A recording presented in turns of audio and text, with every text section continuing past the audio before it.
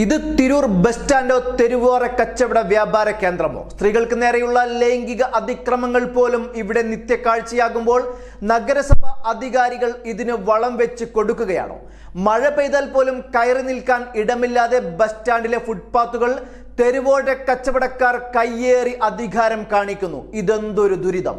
ദിനേന 300-ൽ പരം ബസ്സുകളാണ് തിരൂർ ബസ് സ്റ്റാൻഡിൽ സർവീസ് നടത്തുന്നത്. കേരളത്തിൽ തന്നെ ഏറ്റവും നല്ല സുന്ദരമായ ബസ് സ്റ്റാൻഡുകളിൽ ഒന്നായി തിരൂർ ബസ് സ്റ്റാൻഡ് പുനർനിർമ്മിച്ചിട്ട് ഏകദേശം 9ഓളം വർഷമായി.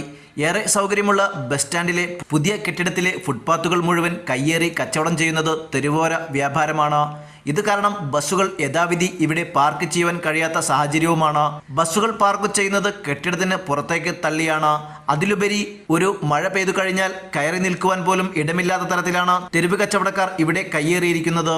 സ്ത്രീകൾക്കും വിദ്യാർത്ഥിനികൾക്കും അടക്കം ഏറ്റവും സൗകര്യമുള്ള ഫുട്പാത്തിലൂടെ ഇപ്പോൾ നടന്നു പോകുവാൻ പോലും കഴിയാത്ത അവസ്ഥയാണ്. സ്ഥലമില്ലാത്തത് കാരണം ഞെങ്ങിഞ്ഞെരുങ്ങി മുന്നോട്ടു പോകുന്ന സ്ത്രീകൾക്കെതിരെ ഇവിടെ ലൈംഗിക അതിക്രമം പോലും നടന്നുകൊണ്ടിരിക്കുന്നു. ഇത് കാരണം ബസ് സ്റ്റാൻഡ് ഫുട്പാത്തിൽ സൗകര്യം ഉണ്ടായിട്ടും സ്ത്രീകളും വിദ്യാർത്ഥികളും മറ്റു വഴികളിലൂടെ മാത്രമാണ് ബസ് സ്റ്റാൻഡിലേക്ക് ബസ്സുകൾ കയറുവാൻ വരുന്നത്. സ്ഥലത്തെ കച്ചവടക്കാരോ ബസ് തൊഴിലാളികളോ പറഞ്ഞിട്ട് പോലും ധാർഷ്ട്യത്തിന്റെ രൂപത്തിലാണ് തെരുവ് കച്ചവടക്കാരുടെ പെരുമാറ്റം.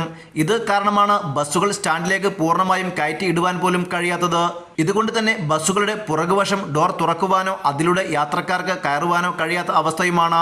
എല്ലാത്തിനുമുപരി ജനങ്ങൾക്ക് നടന്നു പോകുവാനുള്ള ഈ സ്ഥലം കയ്യേറി ഇത്തരത്തിലുള്ള അനധികൃത കച്ചവടത്തിന് നഗരസഭ അധികാരികൾ മൗനസമ്മതം നൽകുന്നത് കാരണം ഈ സ്ഥലം നിർമ്മിച്ചത് എന്തിനാണോ അതിന് കഴിയാത്ത അവസ്ഥയാണ് ഇപ്പോൾ ഉള്ളത്. ന്യൂസ് 99 തിരൂർ.